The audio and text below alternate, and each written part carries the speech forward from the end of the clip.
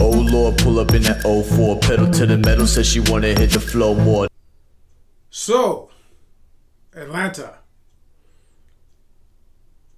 we've been here before. The great Tom Brady had completed 10 in a row. Now second and goal. 319! Toss to White. He's in! Patriots win the Super Bowl! Brady has his fifth! What a comeback! Yeah. I mean, this is the Atlanta Hawks version of 28-3, except they're still in the third quarter, which means they still got a chance to get it right, okay? And for the New York Knicks, there's nobody over there that looks like their version of Tom Brady. So you figure the Hawks have this, okay? And here's the thing, all right? First round, NBA playoffs, Atlanta Hawks against the New York Knicks. They need one game, one victory to close this out. One victory out of possible 3 games left. Right? The Hawks have a 3-1 lead here. One victory out of 3, and this is over. Jim Leyritz. Breaking ball. We were talking about bad breaking balls from rollers. You actually give the hitter too much credit. You speed up his bat.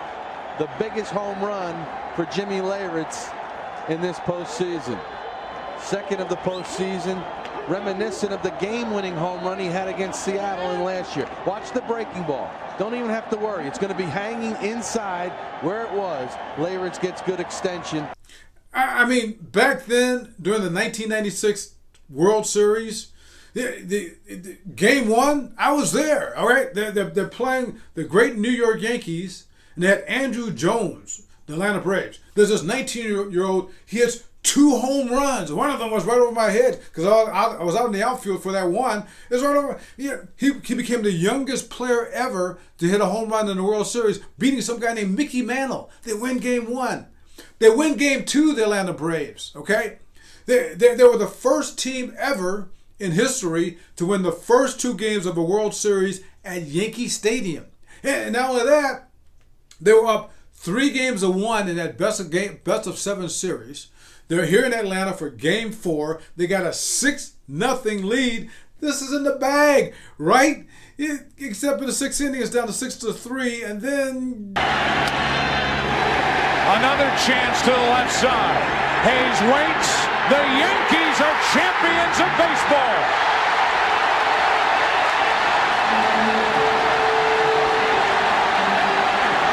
The Hawks can't let that happen. I mean, they're right here. They're right here. No Jim Leyritz here, okay? And sticking with baseball, 10-0. Knows he is going to have a massive lead with which to work. Ozuna strikes out. McCann's got to chase it down. He falls down. He can't make the throw. And Ozuna's going to be safe. Another run's going to score as the Braves cannot secure the strikeout. It is 10-0 St. Louis in the first inning. Carnival of errors here now for the Braves. Listen, decisive Game 5, 2019. St. Louis Cardinals are playing right here in Atlanta, Georgia. Okay? You got this decisive game here. You don't blow it by allowing a touchdown and a field goal in the first inning before you can even bat. All right? Speaking of football, 17-0. Near the goal line. 6 seconds left.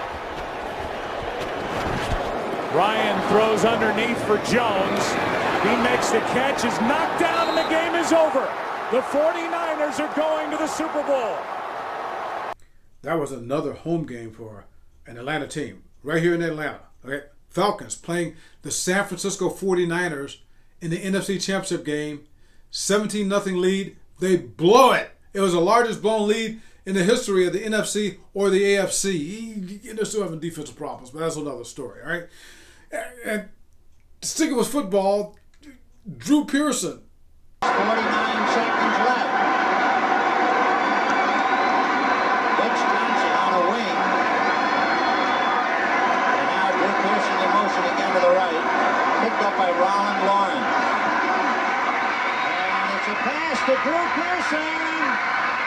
He caught it. Touchdown. The Cowboys are out in front with 42 seconds left. 1980 Division Series, all right? The game is here in Atlanta again.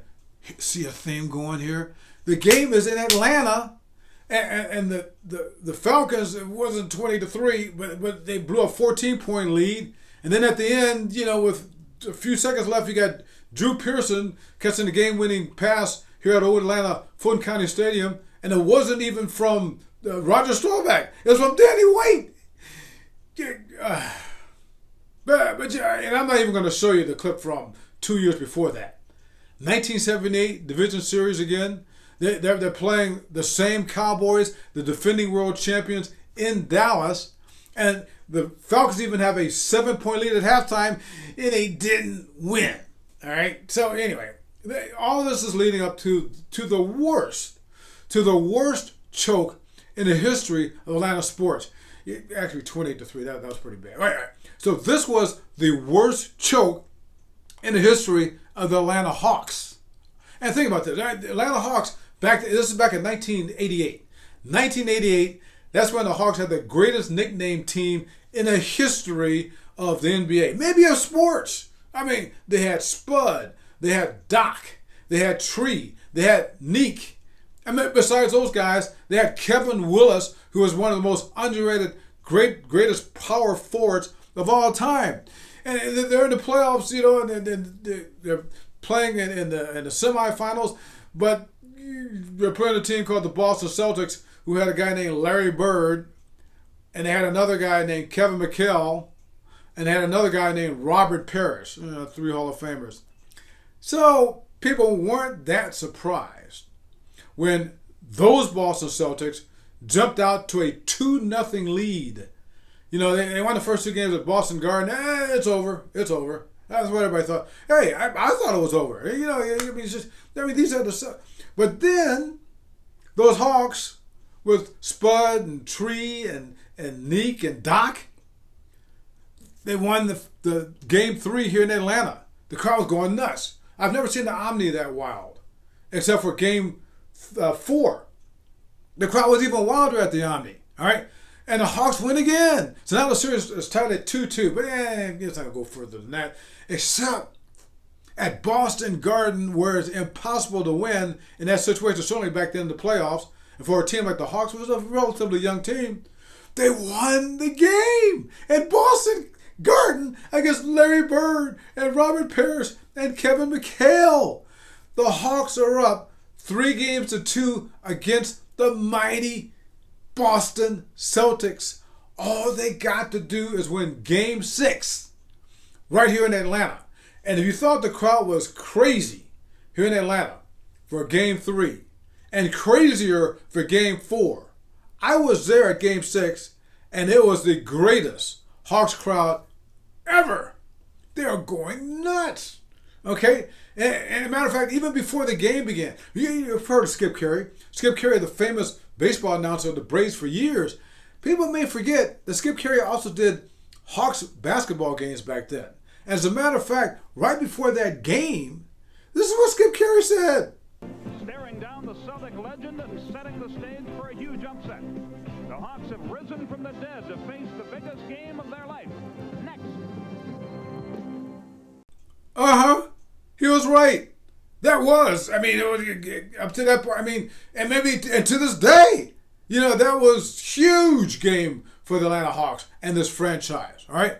So the game goes back and forth, and all of a sudden the Celtics are getting a lead and just keep the lead, they're never really blowing them out. It's like right real close. And then we get down to the end of the game, it's 102-100 in favor of the Celtics, last minute or so, and they got a chance to ice it.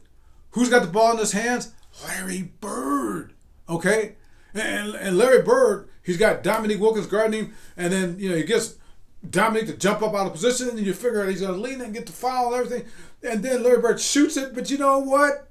The shot clock goes off. It's a shot clock violation. It's like the basketball guys are lining up for the Hawks to win this game. 102-100. There are 5 seconds left, all right? Timeout Hawks. They've got the ball at half court. And Mike Fratello, the coach, is there, and I'm not right there. I mean, that's back when the media can be right there on the press row, you know, at courtside. I'm trying to listen. I'm trying to listen to what's going on over there, because and because everybody knows that with 5 seconds left, the Hawks are down 102 to 100. They got a chance to tie it or win it with a 3-point shot. Okay, and Chuck Daly was the Hall of Fame coach of the Detroit Pistons back then, the Bad Boys, and Isaiah Thomas Bad Boys. Well, Chuck Daly was doing some of the analysis for TBS back then. Okay, and they said with 5 seconds to go, they asked Chuck Daly, who do you think is going to get the ball in the last 5 seconds? Well, Chuck Daly, what do you do now if you're Mike Fratello? It's an unfair question, but what's your answer? Well, they got the 1 second back. The timer lost a second. There was 5-second differential. They had 4 on the clock, but they got the 1 back. They'll run a play for Wilkins. I'm sure he'll come off some kind of double screen. He just did there. He popped out of the screen there. I think he'll come out of a double screen looking for a shot. And, hey, anything can happen. He might even nail a 3 here. Who knows? Yeah, I mean, Dominique Wilkins, he's a future Hall of Famer. He had 35 points in the game, and if not Dominique, then maybe, another guy that was doing that game who was a Hall of Famer was Rick Barry. He was doing the game with Skip Carey, and so they asked, hey, Rick, who do you think is going to get the ball or should get the ball right there in the last 5 seconds? I wouldn't be surprised if they kick the ball right back to Doc Rivers if he throws it in bounds and let him try and penetrate going to the basket. That might not be a bad option to have. But first of all, they'll probably will, I agree with Chuck, look for Dominique Wilkins to begin with. That made sense. I mean, Doc Rivers, he was their best three-point shooter in that series.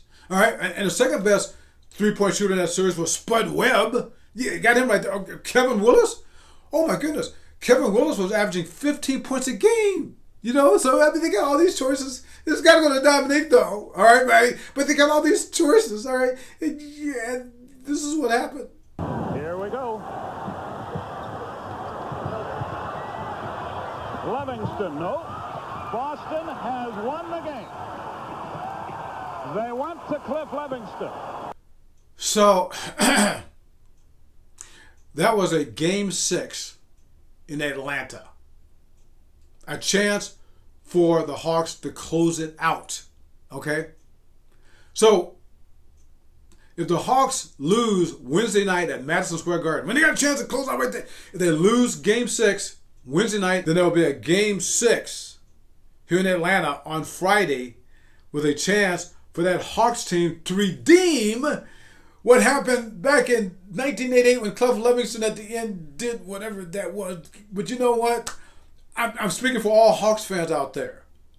I know that you guys do not want that drama. This is my falsetto wicked potion with the slow pour. This is my addiction, make me wanna go for more. Pale